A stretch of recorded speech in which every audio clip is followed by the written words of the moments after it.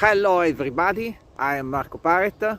I am in the gardens of London, just in front of Buckingham Palace, and I want to speak you about something that is very important. Nature. Because if you want to have a magnetism, you must stay in contact with nature. Begin breathing. A very simple way of breathing is 7-3-7.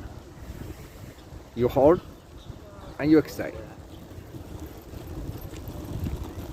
You repeat